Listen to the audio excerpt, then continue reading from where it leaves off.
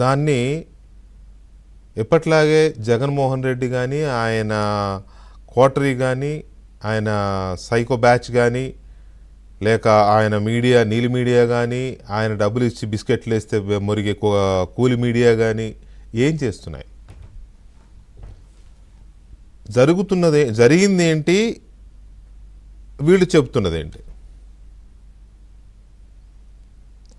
ఆంధ్రప్రదేశ్ రాజధాని అమరావతికి చట్టబద్ధత కల్పించాలి, గెజిట్లో పెట్టాలి అనేది ఎప్పటి నుంచో అనుకుంటున్నారు. 2014 నుంచి 19 వరకు చంద్రబాబు నాయుడు ప్రభుత్వంలో అధికారంలో ఉన్నారు. అమరావతిలో రాజధాని కట్టాలని డిసైడ్ చేశారు. 19కి 2 ఏళ్ల ముందు, జస్ట్ 1.5 year ముందే వర్క్స్ మొదలైనాయి. మొదటి 3 సంవత్సరాలు రాజధాని ఎక్కడ పెట్టాలని కొన్నాళ్ళు, తర్వాత ఇక్కడ పెట్టాలని, తర్వాత భూములు ఎలా అని ఇదే సరిపోయింది. వన్స్ డిసైడ్ అయ్యి భూములను సమీకరించిన తర్వాత వర్క్స్ మొదలైంది. 1.5 year ఆ గ్యాప్ సరిపోలేదు. సరే, ఆ 19కి 6 నెలల ముందో ఏడాది ముందో కేంద్ర ప్రభుత్వంతో డిస్టర్బెన్సెస్ రావడం, రాజకీయపరమైన గొడవలు, అక్కడ చంద్రబాబు నాయుడు వేసింది రాంగ్ స్టెప్పా రైట్ స్టెప్పా అనేది పక్కన పెడితే కేంద్ర ప్రభుత్వంతో ఆనాడు ఆయన విభేదించారు ప్రత్యేక హోదా విషయంలో. ఇంకేదో పక్కన పెడదాం. 2019లో జగన్మోహన్ రెడ్డి వచ్చిన తర్వాత దాన్ని చంపేశాడు. విజువల్స్కి వెళ్ళండి అయ్యా, విజువల్స్. చంపేశాడు. ఎంత భయంకరంగా చంపేశాడంటే, ఎంత క్రూరమైన మనస్తత్వం అంటే, వచ్చి రాగానే ఆ ప్రజావేదికను కూల్చేశాడు. అక్కడ మొదలైంది జగన్మోహన్ రెడ్డి యొక్క రాక్షస మనస్తత్వం అంటే ఏంటో. అక్కడ మొదలైంది, అక్కడ అర్థమవుతుంది మనకి. వచ్చి రాగానే ప్రజావేదికను కూల్చేశాడు. ఆ డెబ్రీస్ ఉంటాయి, మనకు కనపడతాయి విజువల్స్లో, మా వాళ్ళు చూపిస్తారు. అక్కడి నుంచి రాజధానిని చంపేసే కార్యక్రమమే చేశాడు. కాకపోతే ఇది ఆయన ఎంత తుగ్లక్ అంటే, ఎంత తుగ్లక్ లాంటివాడు కాదు, అసలు తుగ్లక్కే. ఎందుకు అని అంటే, 5 ఏళ్ళు రాజధాని లేకుండా పరిపాలన చేశాడు.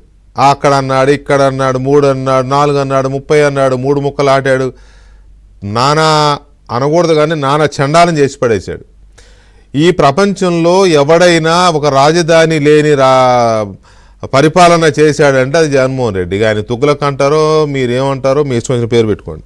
ఇది ఇంతకు ముందు చెప్పా, ఇప్పుడు కూడా చెప్పాల్సి వస్తుంది. ఎందుకు అని అంటే, ఆయన చేసే పని అలా ఉంది. ఇంకా రాజధాని మీద, అమరావతి మీద ఇంకా విషయం కక్కుతూనే ఉన్నాడు ఆయన మీడియా. ఎందుకు?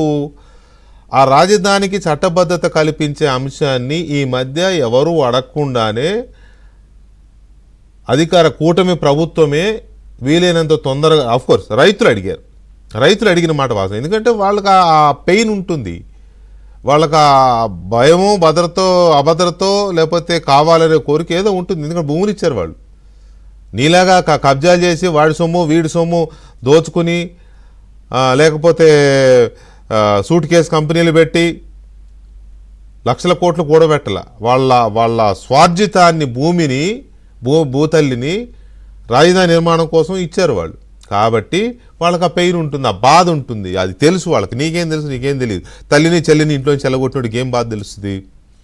ఓకే, వాళ్ళు అడిగారు. అప్పటి కూటమి ప్రభుత్వం కూడా సిద్ధమైంది. కేంద్ర మంత్రి పెమ్మసాని చంద్రశేఖర్ స్వయంగా చెప్పారు, దీన్ని గెజిట్లో పెట్టడం కోసం మూవ్ చేస్తున్నాం, ఈ సమావేశాల్లోనే దాన్ని ప్రవేశపెడతాం, ఖచ్చితంగా ఈ సమావేశాల్లోనే చేస్తాము అని అన్నారు. బాగుంది, అంతవరకు బాగుంది. పోనీ అన్నవాళ్ళు ఏమైనా మాట తప్పారా? పెట్టారు, పార్లమెంట్లో పెట్టారు. పెడితే పార్లమెంటు న్యాయశాఖకి వెనక్కి పంపింది. ఎందుకు? ఇది పనికిరాందని, లేకపోతే అమరావతి రాజధాని కాదని పంపిందా? ఎందుకు పంపిందంటే, 2014 నుంచి అమరావతి రాజధాని అని మీరు పెట్టారు, కానీ 10 ఏళ్ల పాటు హైదరాబాద్ని ఉమ్మడి రాజధానిగా పెట్టాం కదా, కాబట్టి ఆ పరంగా టెక్నికల్ సమస్యలు ఏవైనా తర్వాత వస్తాయేమో పునఃపరిశీలించండి.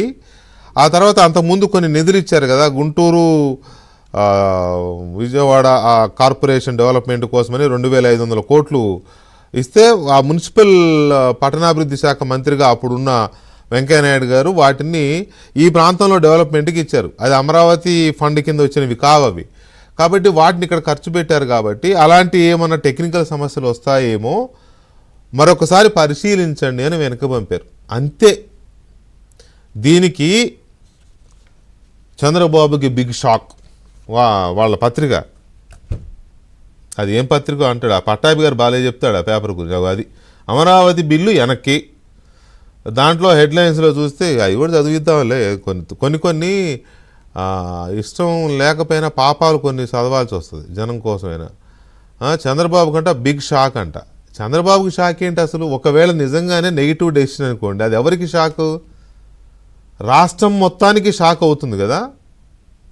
చంద్రబాబుకి ఏంటి? చంద్రబాబుని ఎల్లవయ్యా అంటే వచ్చి హైదరాబాద్లో హాయిగా కూర్చుంటాడు, లేకపోతే ఆయన కూడా ఆ కుప్పంలోనో ఇంకో చోట ఈయనలాగా బెంగళూరులో హెలికాప్టర్లు వేసుకునే ప్యాలెస్లు కాదు, కానీ అయితే హైదరాబాదు లేదా కుప్పం వెళ్ళి హాయిగా చిన్న చిన్న కుటీరాలు లాంటివి ఏవో ఉంటాయి, అక్కడ కూడా ఇల్లు ఉందిలే, ఆయన బాగానే కట్టుకున్నాడు, హాయిగా ఉంటాడు. ఆయనకి వచ్చిన నష్టం ఏంటి? చంద్రబాబుకి షాక్ ఏంటి అసలు? అది ఒక తెలివి తక్కువ పదం కాకపోతే రాష్ట్రానికి షాక్ అనాలి కదా.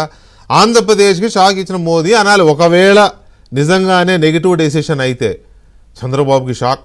నీకు షాక్ కాదా? నువ్వు ఆ రాష్ట్రంలో లేవా?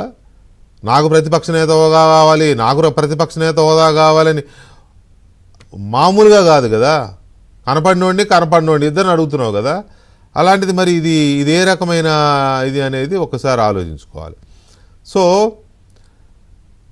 ఆ రకంగా ఆయన రాస్తాడు, ఆయన మీడియా రాస్తుంది, ఆయన సపోర్ట్ చేసే కూలి మీడియా రాస్తుంది. అసలు విషయం ఏంటో నేను చెప్తా, అసలు ఏం జరిగింది ఆ బిల్లు గురించి. ఇక ఇది అమరావతి బిల్లు వెనక్కి. తర్వాత ఒక్క నిమిషం అండి, సారీ, నేను ఇది ఓపెన్ అవ్వాలి, నాకు అప్పుడప్పుడు టెక్నికల్ సమస్యలు కూడా వస్తాయి కదా.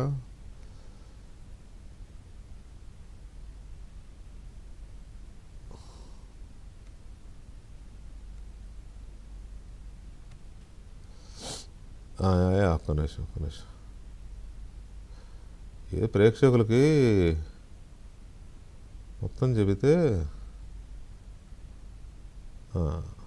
రాజధానిపై కేంద్రం ప్రశ్నలు, నోటిఫికేషన్ వెనక్కు, చంద్రబాబుకు షాకు, ఇలాంటివన్నీ పెట్టి రాశారు. సరే, అది బాగానే ఉంది, చంద్రబాబుకు షాకు అన్నారు కదా. ఇవాళ ఉదయం ఎంపీలకి మోదీ గారు, ప్రధానమంత్రి మోదీ గారు అల్పాహార విందు ఇచ్చారు. అల్పాహార విందు ఇచ్చినప్పుడు బీజేపీ ఎంపీలకు ప్రధాని మోదీ అల్పాహార విందు. నోట్ దిస్ పాయింట్, బీజేపీ ఎంపీలకు. ఢిల్లీలో జరిగిన కార్యక్రమంలో ఏపీ, తెలంగాణ, అండమాన్కు చెందిన బీజేపీ ఎంపీలతో సుమారు అర్ధగంట పాటు మోదీ చర్చించారు. ఏపీలో చంద్రబాబుతో కలిసి ముందుకు సాగడం మంచి పరిణామమని, పూర్తి సమన్వయంతో తాము వెళ్తున్నట్టుగా ప్రధాని తెలిపారు. ఏపీలో కూటమి పరిపాలనపై మంచి ఫీడ్బ్యాక్ వచ్చిందని ప్రధాని సంతృప్తిని వ్యక్తం చేశారు. పెట్టుబడులు ఏపీ వైపే ఎక్కువగా వెళుతున్నాయని, ఇది చాలా శుభపరిణామమని అన్నారు. రాబోయే రోజుల్లో ఏపీలో మరింత అభివృద్ధి జరగడం ఖాయమని ధీమా వ్యక్తం చేశారు. జగన్, వైసీపీ సోషల్ మీడియాలలో చేస్తున్న విమర్శలకు బీజేపీ కూడా ధీటుగా సమాధానం ఇవ్వాలని ప్రధాని మోదీ దిశానిర్దేశం చేశారు. ఎవరికి? వాళ్ళ పార్టీ నాయకులకి, వాళ్ళ పార్టీ ఎంపీలకు కూడా. బాబు, కూటమి ప్రభుత్వం మీద జగన్ అనేవాడు విషం కక్కుతున్నాడు, మీరు ధీటుగా, టీడీపీ వాళ్ళు మాత్రమే కాదు, జనసేన వాళ్ళు మాత్రమే కాదు, మీరు కూడా ధీటుగా తిప్పికొట్టండి అని వాళ్ళ ఎంపీలకు దిశానిర్దేశం చేశాడు. మరి రేపు పొద్దున ఏమవుతుందో సాక్షిలో, చంద్రబాబు భేష్, మోదీ ప్రశంస అని పెడతారా?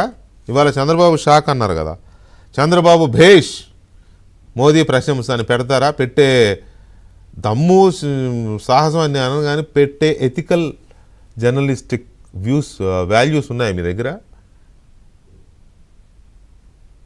ఇవాళ షాక్ అని పెట్టినందుకు ఇవాళ బీజేపీ ఎంపీల దగ్గర చంద్రబాబును మెచ్చుకున్న మోదీని ఉద్దేశించి చంద్రబాబు బేష్, మోదీ ప్రశంస అని పెడతారా అని నేను నీల్ మీడియాను, కూలి మీడియాను అడుగుతున్నా. ఈ రెండిటితో పాటు ఇంకా చాలా ముఖ్యమైన అంశం ఒకటి ఉంది,